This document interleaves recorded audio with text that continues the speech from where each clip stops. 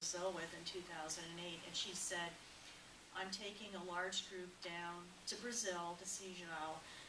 Are you interested in coming down and being my assistant for this in June? And I said, and I wrote her back in big letters, absolutely.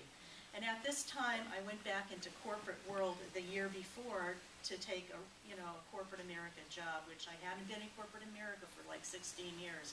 And believe me, it suited its purpose, but I knew that it was closure time and I needed to go do something else because this was definitely not my passion, but it was a means to an end, and I accomplished what I needed to do. So I went on blind faith and trust that this is what I was supposed to do, and no matter what happened, if I had to quit this job, I was going to do it because I know that there was something bigger going on than I could imagine.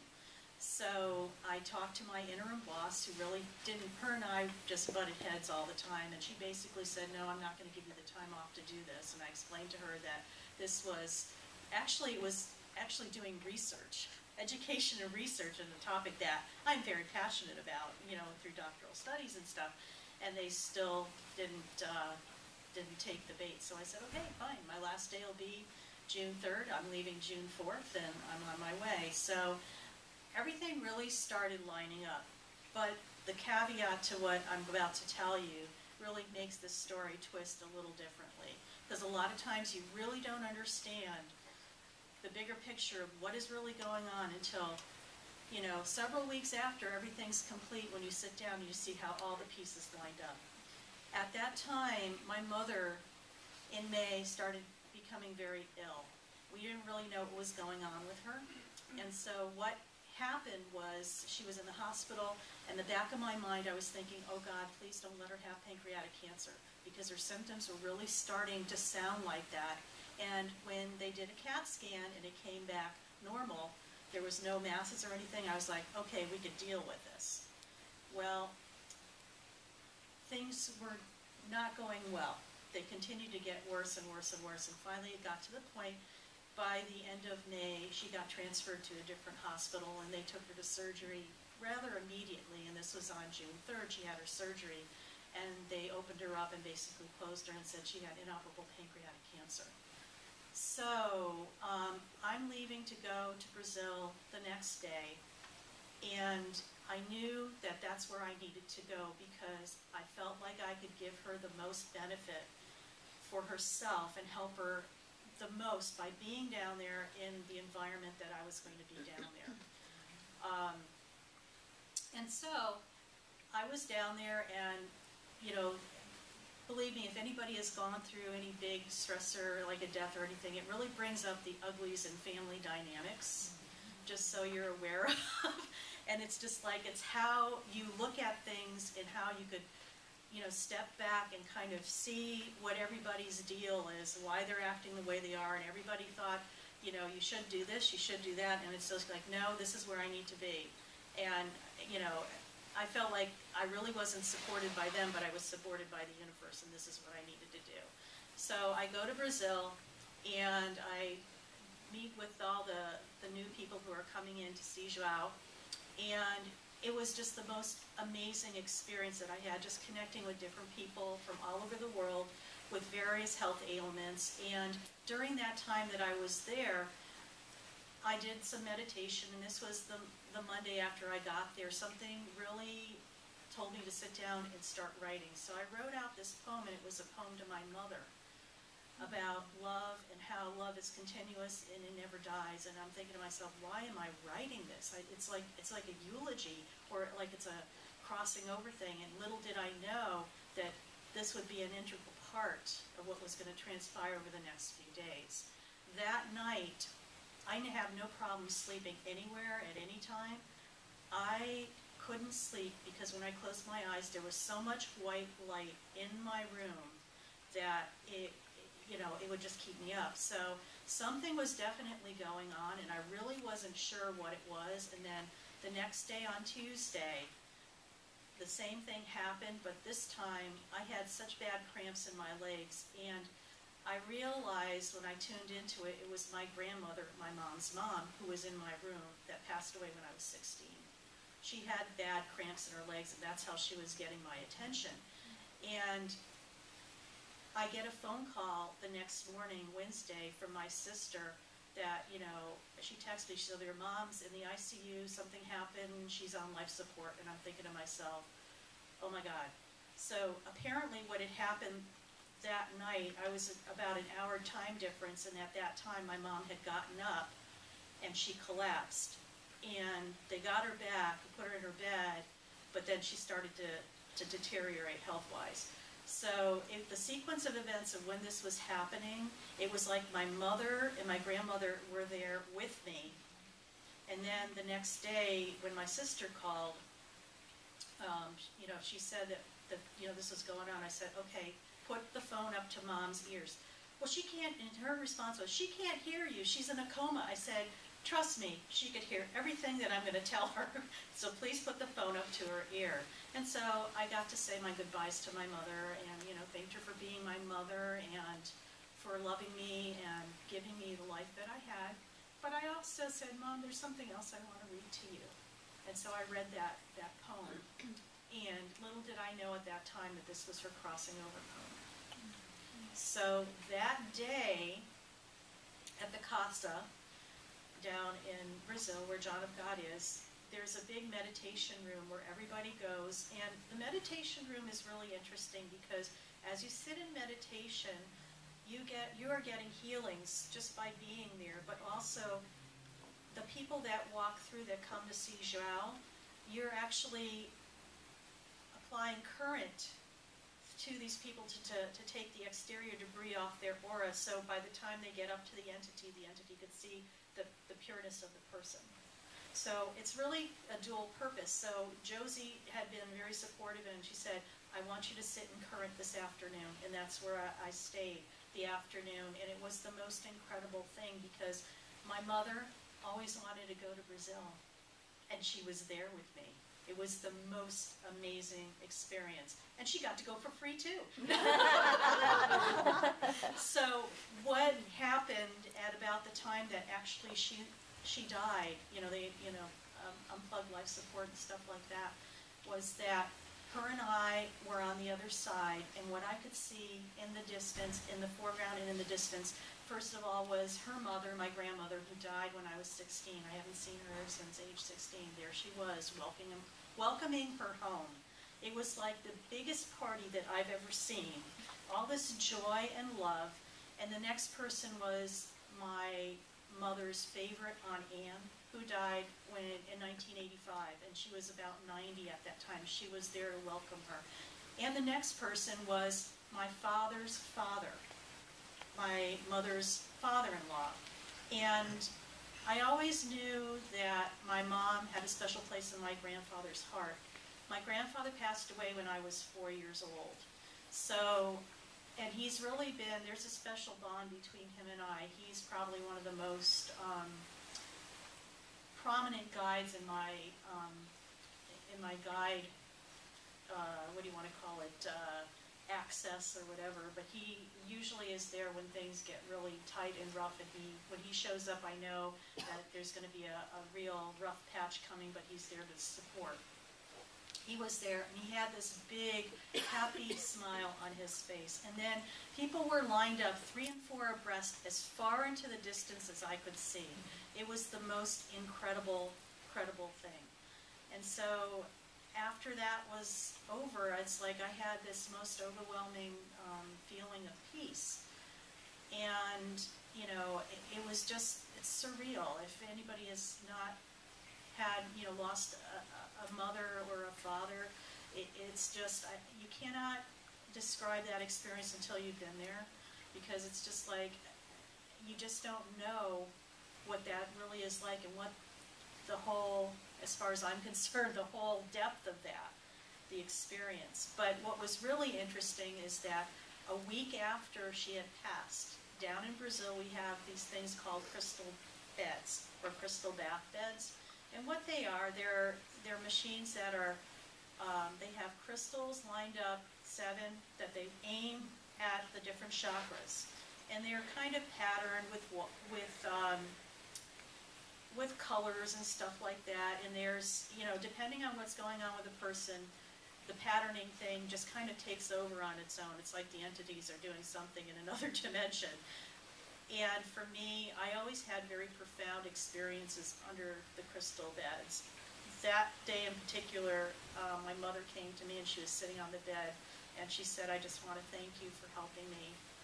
And, you know, I'm okay and everything's going well. And so that was a huge relief. I had no doubt about that, but she, you know, just to have that validation was a huge thing. And then very interesting things started happening that last week I was down there.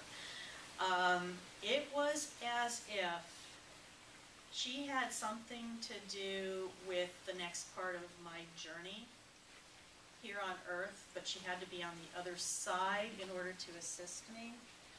And so I was taking pictures everywhere, and orbs were showing up everywhere. And it was just like, even at night, orbs were showing up, and like I found the portal to the casa. And it was, I thought, okay, this is like fluky. I'm going to go out for the next 4 nights and see if I can find it. I found it every single time. And I was just like, and there were spaceships coming in and out of it too. I was like, shit. It's like, oh my God, now what am I supposed to do with this information? So I you know, was talking to Josie. I said, Josie, I got to show you something. And so she was, you know, Josie's been coming to the casa for about 13 years, like at least 11 to 13 times a year, taking groups of people down to see Joao. So she's, you know, has probably seen everything you could possibly imagine. When I showed her these pictures, her mouth dropped to the floor. She's like, I've never seen anything like this. And so we emailed this to the owner of the casa where we were staying, and he just never saw anything like it either. So we made a copy of it, and we decided we're going to go in front of the entity and say, what's this? Because it had a spaceship. We had a picture of it, the spaceship. And he, you know, so that day came and we went in front of the entity and he said, and we're like, what's this? He said, yeah, I know. And he pushed us away. I'm like, I know. That doesn't help me. It's like, yeah, they know that this is going on. They just didn't want to bring a lot of attention Now, to it. tell us a little bit about, you're referring to the entities, what's going on in the room. I don't think they're aware of. Okay, So, John of God, he is a medium. And, you know, are you guys familiar with Edgar Cayce? Okay. Edgar Cayce was a sleeping prophet. What happened with him is like he would go to sleep and then somebody would come in and then do these amazing healings and diagnostic type of things. Joao is pretty close to the same thing. He doesn't really go to sleep. He actually is standing, but his being steps off to the side and somebody else comes in. And at the casa, there's a phalange, and a phalange is a group of spirits. They're like thousands, tens of thousands of spirits that come through the casa. And for Joao, there's at least 30 to 35 different spirit beings that incorporate through him. So in a 2-hour session that usually occurs, there'll probably be somebody coming in, and then depending on who the people are coming in front of them, if there's somebody else in that phalange that could better serve that particular person, he'll like change entity while he's sitting there in the 2 hours. And it's really interesting to watch because all of a sudden you'll see his eyes roll up and then somebody else is in there. But what's really interesting is that as he takes on a different entity, he takes on almost the physical characteristics of what this person is, and even his eye color changes too. Transfiguration. Exactly. So, and he's been doing this type of work for well over 50 years. And the casa down in Abadiania is out in the country, kind of in the boondocks. It's gotten a little more commercialized, but you see like horses running around down the streets. You know, some of the streets are unpaved, and you know, you see a lot of dogs and stuff like that, and dogs kind of rule the roost. And what's really cool is St. Francis of Assisi incorporates through him too. So of course you have the animals around there, and the animals are really protected. So that whole story, when I came back to the States and kind of figured out everything that happened, I was just in awe because it was so divinely orchestrated that, you know, and I didn't know what, I just knew that these things were I was supposed to go down there no matter what. And, you know, finding out what had really happened, looking at it with, you know, in the future, looking back on things, it was really, really amazing. Now, what was really cool is like about in the middle of July, I went to go see my father in Florida, and that's where my parents had lived, and we were going through some of my mom's things. And my mom and I shared a real strong metaphysical connection, and that was our thing. We just loved to talk about anything that was not of the normal. And nobody got us, but we got each other. And so I'm going through her books and everything, and there was a book on orbs, and I'm like, I never knew my mom was into orbs. So it was almost like, it was like one of those nuggets that you find after somebody passes away, and you're like, son of a gun. So it's just like, I know that that had a lot to do with her. So I, just felt, and that actually, being in service at the same time while I was going through that was the most incredible thing, because it was like being in service in multiple dimensions, not just, physically with somebody, but in another dimension with another person. But it was the most incredible experience and very rewarding. I miss her terribly, but I know she's around. I could feel her all the time, which is cool.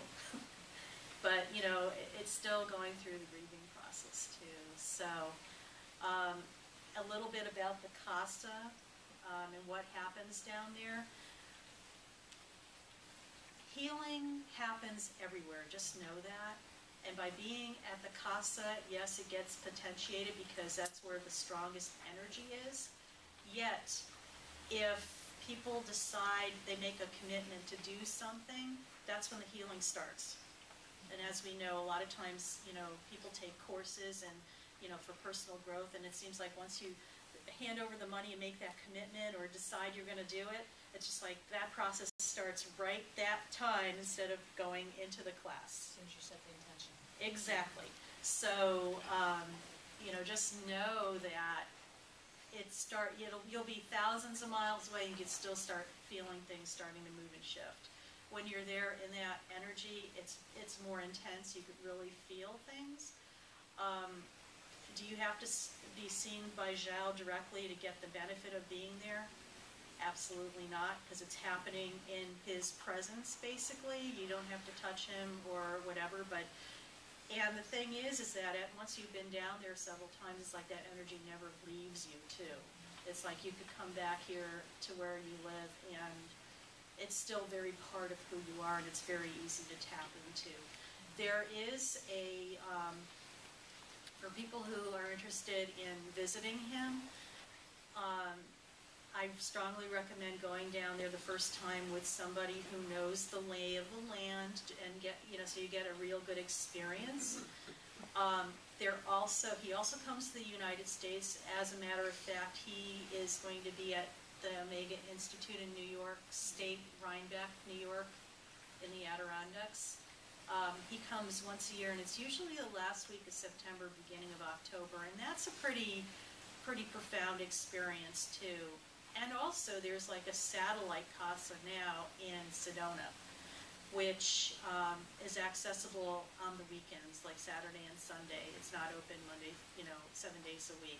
So, and that's pretty close to being in the backyard of our neighborhood. So, I personally have not been inside of that. I'm kind of yearning to go there, so I'll probably go there in the next month or two just to go check it out.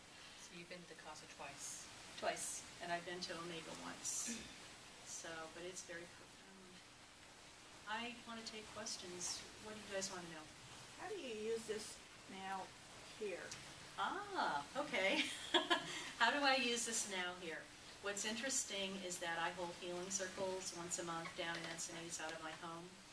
And pretty much the energies of the Casa kind of follow you around. And I set the intention and set sacred space before people come.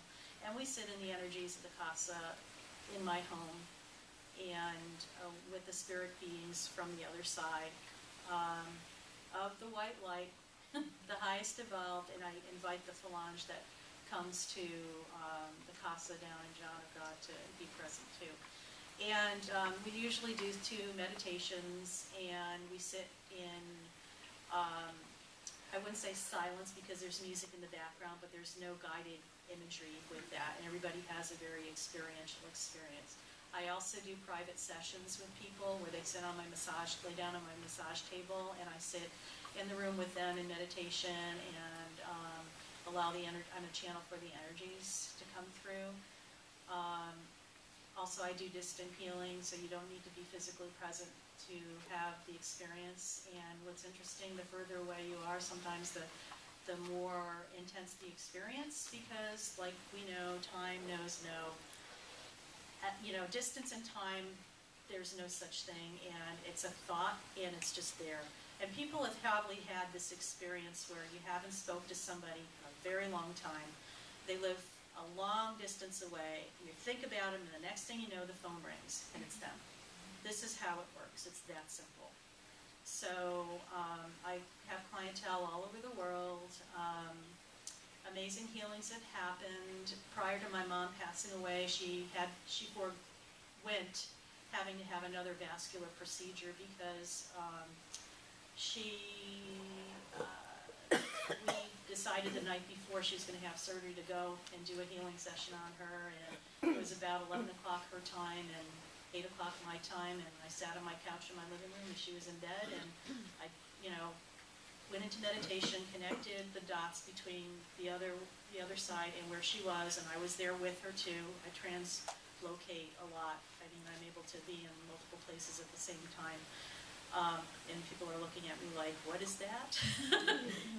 I don't know if it's shape-shifting, but it's something that bilocating, I guess. It's what the angels do. That's why Yeah. Archangel Michael could Be come to multiple all places, of us at yeah. the same time, the same place. It's bilocated. Yeah. We can do it too. Yeah. So what had happened for her, it was her right leg that she was having problems with, and the team was there doing whatever they were doing, and then in a matter of 15 minutes they infused some yellow serum into her etheric body, and it was all over. And so I called her the next day and I said, well, Mom, how did your surgery go? She's over there. What surgery? They canceled my surgery when I got to the check-in thing. And I said, what happened? When they checked, and she said, when they checked the pulse and the blood pressure in that bad leg, it was stronger in the weak one than it was in the good one. So they said, we're canceling your surgery. Please come back on Thursday and we'll run more tests. And then she told me, she said, Dolores, I felt you in my room.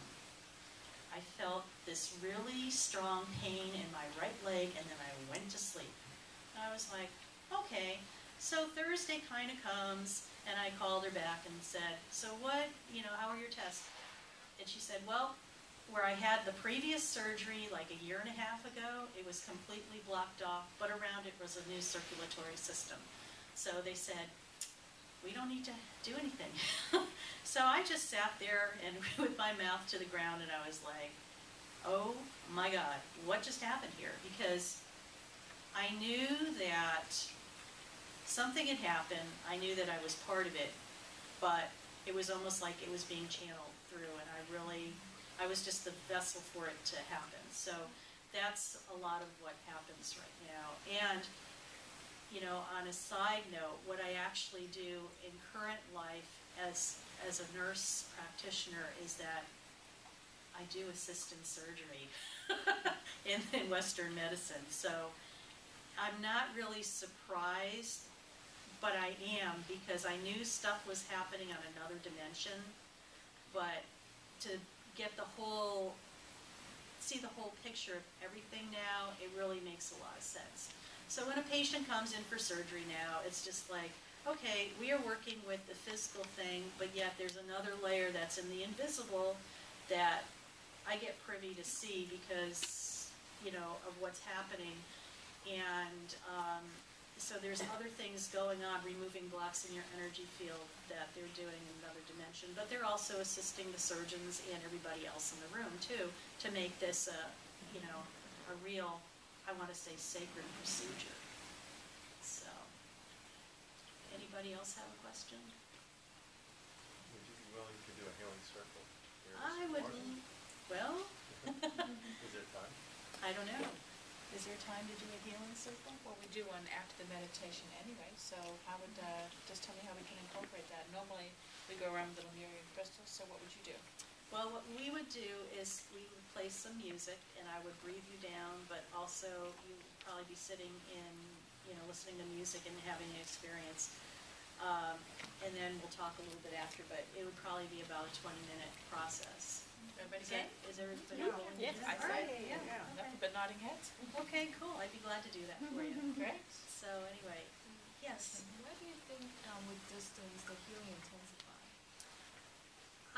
You know what, that's a good question, and what I understand from quantum physics is that sometimes the further away something is, it's a more direct path. I don't know why, but there's a lot of quantum physics involved with that. And what's fascinating about, quantum physics in general, more and more is being explored, but also being found out, because a lot of times that's any type of science that is relatively new, and so is quantum physics. It's like there's more as we evolve and our frequencies raise. We are ready for the next layer of information, even in the scientific world. Does that make any sense? Okay. So it's almost like when you see the Lemurian crystals and stuff like that, they probably were always around, but all of a sudden humanity's vibration is raised enough that we're ready for that information that are stored in those things, and they're being more Discovered. available. Exactly. But it's like with any, and I got goosebumps on that. I'll get you in a second. What is interesting too is that you're going to be finding a lot more gemstones coming to the forefront that nobody's ever seen before, because we're ready to access the information that they have. Kunzite, Danderite, there's Yeah. a lot of new ones that are showing up on the scene. Moldavite, Yeah. good one to have, really raises your frequency. Tektite, yeah. Yeah. Yes. Do you feel like you were talking, when you first started talking, and you were mentioning about in 2008 things have, started to change for you in your Yeah. life, and I also have the same experience. Yeah. And when I look back at the people in my life, a lot of people are struggling. And I'm just gonna, not to really get off of the subject, but I'm just gonna add something here. What really happened, I think, in 2008 was the worlds were starting to happen in parallel dimensions. Okay, we have two parallel dimensions happening in this Earth right now, and that's when they were starting to separate, and so there was a lot of chaos. And now, almost 3 years out, there's parallel dimensions happening here on Earth. A lot of people are still struggling down here, and a lot of people have jumped ship and gone up here. Okay, the ones that are up here are finding life is a lot easier, and your manifestation capabilities are really enhanced, where people who are down here are still struggling. And so what happens is, with all of us, here you are living in one modality, but a lot of us have to go down to another modality to make our livings or whatever, so you're kind of in that energy. What I've found now, more so than ever, it's easier to go down there than what it was back in 2008. Because I think the gap between the two, dualities is much wider, so you definitely know where you're at and when you're going down, and then going down a slippery slope. It's easier to tell the difference, but it's Stronger. Exactly. Yeah, exactly. we have more knowledge of what we're doing. With Right. before, it was just, this feels dense and I don't know why. Yeah, and it was uncomfortable too, and so that's the good thing about things, and I hope that kind of sheds some light on your topic. And the question that Jessie asked about the distance, while you were talking, I tuned in and asked, and they said that when there's a distance healing, that there's less blockages, because the person's not sitting in front of you, you're not necessarily picking up on their energy, and you easily go into a more meditative state, so there are less blocks. Yeah, very good. Thank you. Anybody else? Question, I remember seeing a film about psychic surgery and, just strange stuff about people saying that it's all, that they would go in with their hands and fake blood, and that's not psychic surgery. Well, let's talk a little bit on that. With psychic surgery, there's different modalities of that. okay? And psychic surgery, you know, happens in Brazil, but it also happens in the Philippines, and it happens in different places too. There's the physical demonstration, which a lot of times people need to have a physical demonstration to realize that something is happening. A lot of it is based on belief. If you have a very strong belief system, you know, it's like setting intention, anything could happen. So in like the Philippines, you know, I've read a lot of stuff about, I've never been there personally, I know we have somebody in the audience who has numerous times, is that, yes, I believe things are happening. Is it sleight of hand? I don't know that. But if it's supporting a person's belief system and they're getting better, all right, go for it. Okay? Now, in Brazil, at João, I know that he does physical surgeries too, but over the last several decades, that's been getting less and less. Sometimes people need to have a physical demonstration, believe that something is actually happening, when in essence, it's still happening. So, yes, on occasion, they'll help, you know, you're in the surgery room with about 300 other people, and we're sitting like this in meditation, you know, side by side, and everything's happening in your energy field, but you're actually feeling it through your physical body, okay? And a lot of times, the connecting point between your physical body and your etheric body, so to say, is the lymph system and also the endocrine system. That's where everything kind of manifests in the aura, your energy field, your etheric body, and then how it manifests and goes into the physical body is through that system, which is pretty interesting. They also call the endocrine system almost like the Holy Grail too, and it's like one prayer that usually helps balance that out is saying the Lord's Prayer, believe it or not, and saying it on a pretty concise and regular basis. Because you look at the endocrine system, that just runs your whole physical being. It's almost like the foundation of the physical body, not the heart.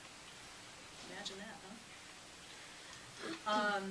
So, where were we? Because I just... Well, what I would like to do is finish up the Okay. announcements, we'll do our collection, all right, and then we'll turn off the lights, and we'll Perfect. put on some music, and Absolutely.